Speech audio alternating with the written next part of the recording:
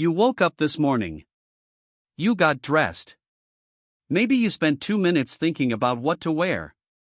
Maybe you didn't think at all, your hands had already opened the wardrobe. And right now, you're wearing something. Clothes, pants, a t-shirt, whatever it is.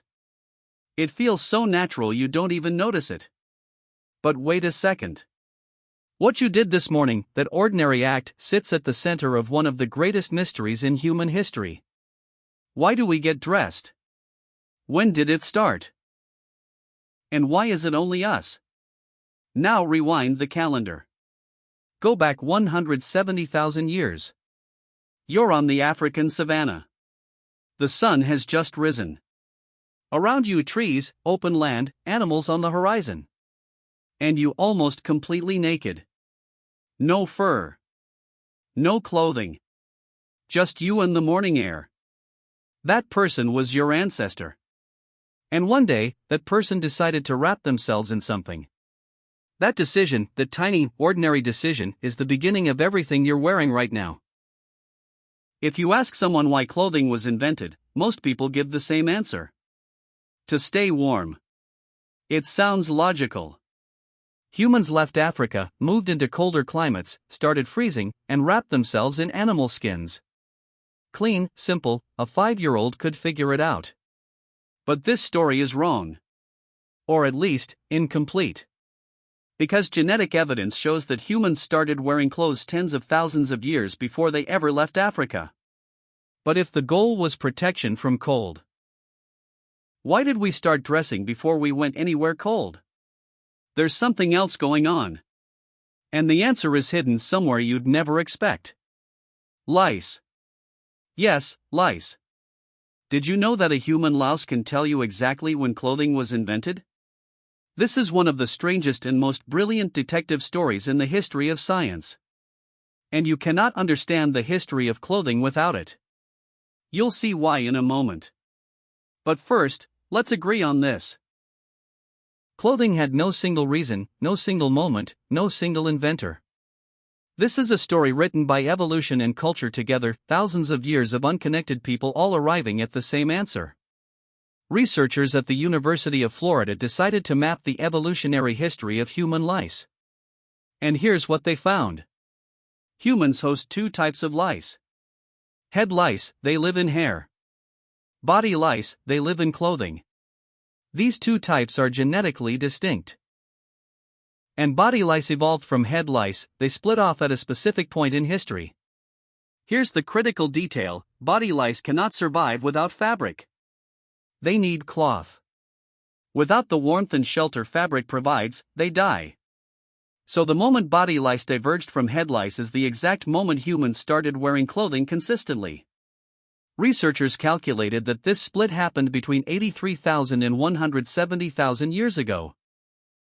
A parasitic insect, without knowing it, kept the oldest record in fashion history. It was there. It adapted. It moved in. Hold on a second. A louse is telling you the history of clothing. Think about that. One of the most hated creatures in human history, the thing that causes mass panic in schools, that ruins camping trips, kept humanity's oldest record of getting dressed. Is that beautiful? Is that horrifying? Probably both at the same time. Okay, lice give us the timeline.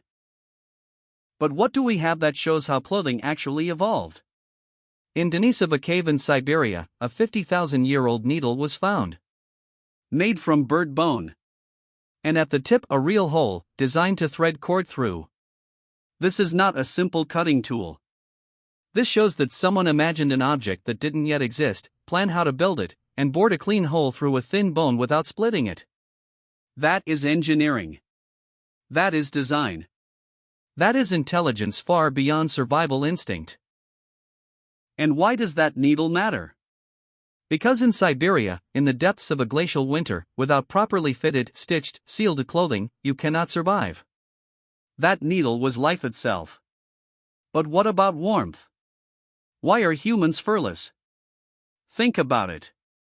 Gorillas covered in fur.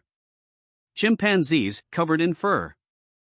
Lions, horses, elephants, bears, all of them, fully coated. And then there's us. Smooth, thin-skinned, weirdly hairless. The strongest scientific theory goes like this.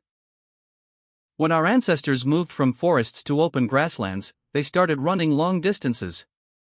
Fur was a disaster for running, it trapped heat, spiked body temperature, and you'd collapse. Over hundreds of thousands of years, the fur disappeared. What replaced it? Approximately 2 to 4 million sweat glands. Humans are the world's most efficient sweating machine. In summer, that saves your life. In winter, at -40 degrees, it's the opposite.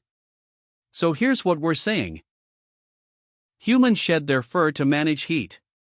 But without fur, they became vulnerable to cold.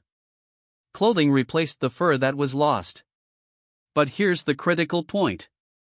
Clothing is far more powerful than fur. Because clothing can be changed. Because clothing can be layered. Because clothing can carry culture. Fur was just a feature. Clothing became a technology. But cold wasn't the only reason.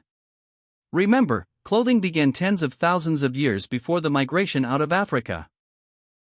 So the original reason cannot be cold. The strongest alternative theory, physical protection. You're walking through tall grass. There are thorny bushes. Rocky ground. Biting insects. A simple piece of hide and animal skin wrapped around the waist protects the skin. It prevents small cuts. It reduces infections. It sounds unremarkable. But from a survival standpoint, a small advantage compounds into a massive one across generations.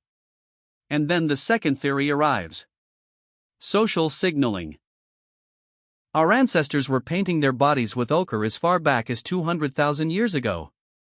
That's even older than the lice evidence. So body decoration came before covering the body with clothing. We were painting the answer to who am I directly onto our skin.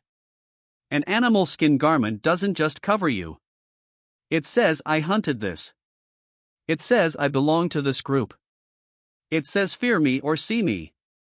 Humans are obsessed with hierarchy. Clothing is the first language of that obsession. But wait. Was it only us? What about the Neanderthals? Were they wearing clothes too? Yes. They were. There is strong evidence that Neanderthals systematically processed animal hides. Scraping marks on bones, marks that match hide preparation techniques exactly. Stone tools clearly designed for working leather. And anatomical evidence. Neanderthals were stocky, short-limbed, with different fat distribution. That's a body that had been adapting to cold climates for a very long time. Clothing for them wasn't optional, it was essential.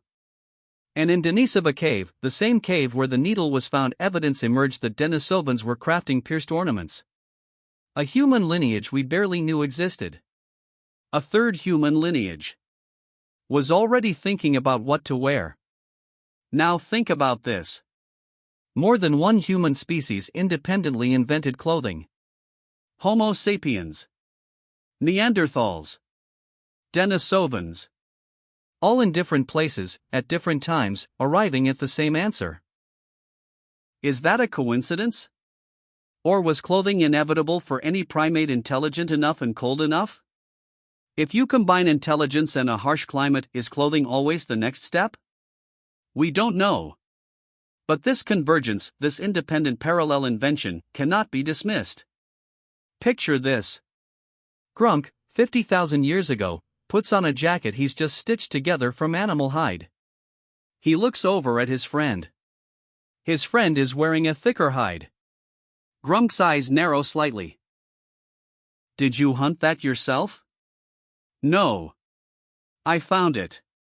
Ah. The first fashion envy in human history. Probably 5 minutes after clothing was invented. If clothing were purely practical, every culture would wear the same thing and stay there forever. Thick hides in the Arctic, light fibers in the tropics. Standardized, functional, unchanging. But that's not what happened. In every culture we have any record of, clothing carried meaning. Priests dressed differently. Warriors dressed differently. Rulers wore garments exclusive to themselves alone. The dead were buried in clothing suited to their status. Ceremonies demanded garments that belonged only to that moment. Among the oldest fabric fragments ever found, some were dyed in multiple colors.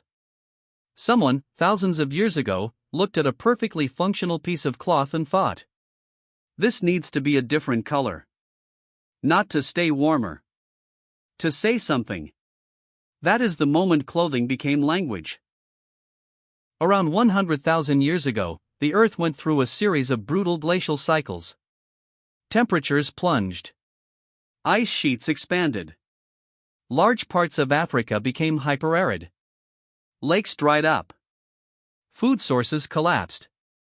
The human population, by some estimates, fell to between 10,000 and 30,000 individuals. Our species was on the verge of ending before it had really begun. For the groups moving north into colder climates during that period, clothing was no longer a social signal. Clothing was the thin line between life and death. The wrists and the neck, where blood runs closest to the surface, where heat escapes fastest. A properly stitched garment could hold that warmth in. Those who had the needle. Those who knew how to sew.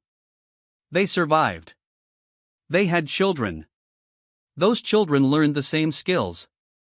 And those skills were carried forward across generations. We are the descendants of the ones who held that needle.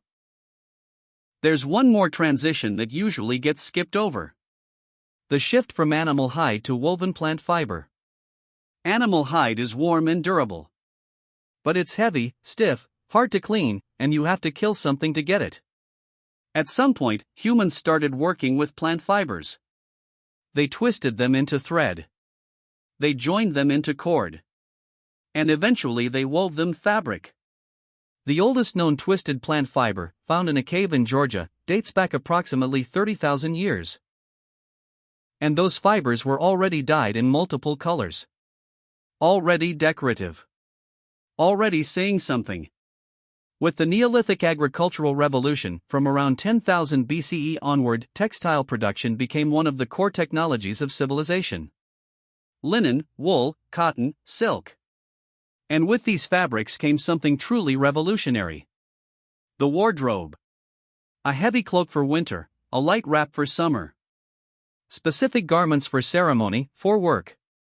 Clothing was no longer a single object. It had become a system of expression.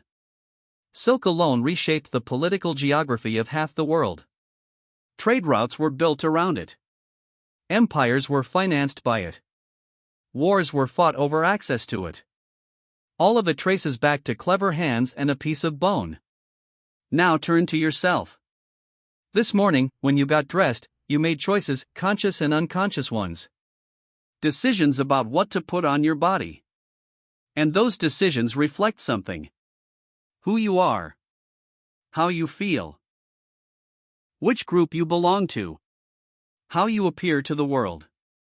Someone did the exact same thing 150,000 years ago on the African savanna, wrapped in an ochre-stained animal skin. They were trying to say something to the people standing around the same fire. So why do we get dressed? For warmth, yes. But not at first. For physical protection, probably, that came earliest. To express who we are absolutely, and from the very beginning. To survive, sometimes, literally. And right now, you're doing it too. Every morning you get dressed, you're joining the oldest and most unbroken habit in human history. A chain that has run without interruption for 170,000 years. And you are one of its links. We get cold. We get creative. We get dressed. And then we spend the rest of our lives complaining we have nothing to wear. Some things truly never change.